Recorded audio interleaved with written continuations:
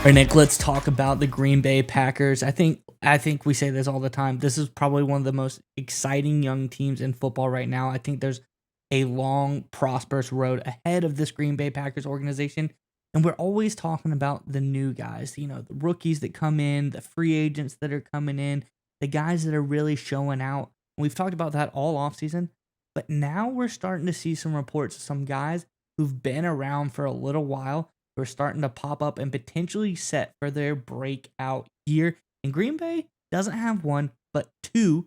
And it's not just an offensive player, they're on both sides of the ball. So, very good future on both sides of the ball for some, now veteran players on the Green Bay Packers. Let's get into the article and we can talk more about it on the other side.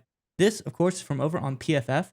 It says, with the 2024 NFL season slowly creeping up, we're looking at a PFF data collected over the past few seasons to identify potential breakout candidates at each position on offense and defense.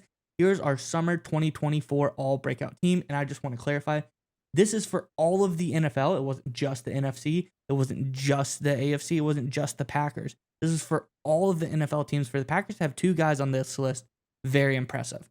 So first one up, tight end breakout candidate, Luke Musgrave. Says you could make the case here for either second-year Packers tight end, but Musgraves dropped just one of 41 catchable passes thrown his way in 2023 and finished his rookie season with 3 straight 70-plus PFF receiving grades. Very impressive. Number 2, defensive side of the ball, interior defensive line candidate, Carl Brooks. If there's a question about Brooks' play heading into a second NFL season, it's whether he can be a full-time player or if he's simply more of a pass rushing specialist.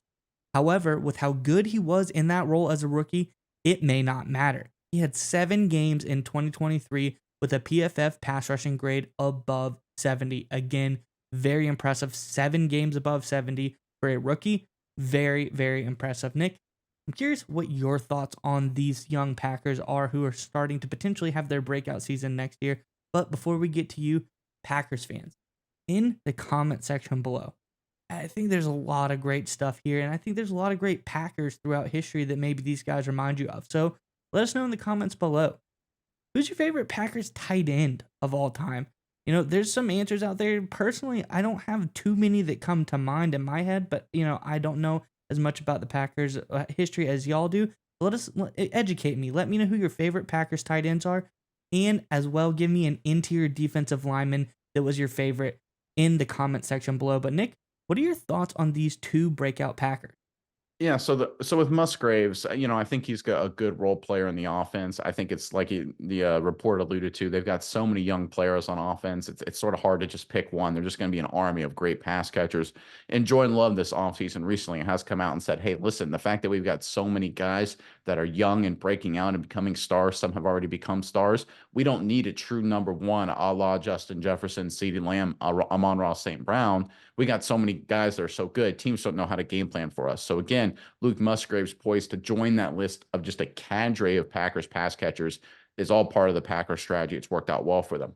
But I want to focus on Carl Brooks because I think this is really important. When you look at what Brooks did throughout his rookie season, he kind of had some moments early on in the year, but he just got better and better and better throughout the season. If you look at his PFF grades over his first 9 games, he averaged, according to pass rush grade, because that's, again, I think he's more of a pass rush specialist kind of guy. At least that's his strength.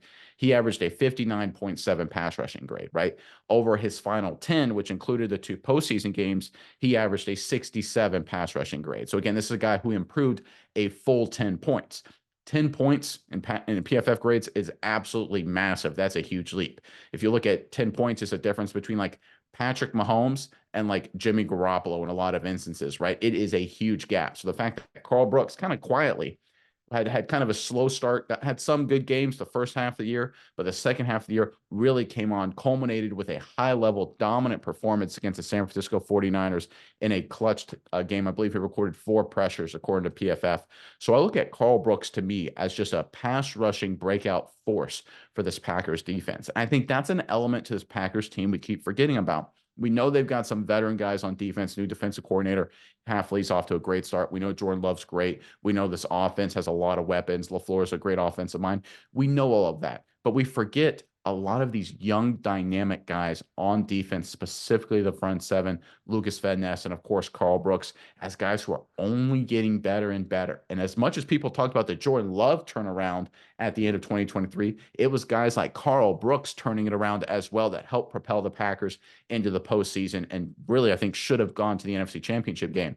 That momentum will continue. That's what PFF's recognizing here. And I think that's what makes this Packers team even more dangerous. It's not just Jordan Love getting better and better. It's not just the offensive guys getting better and better. It's the young guys on defense that are about to break out as well.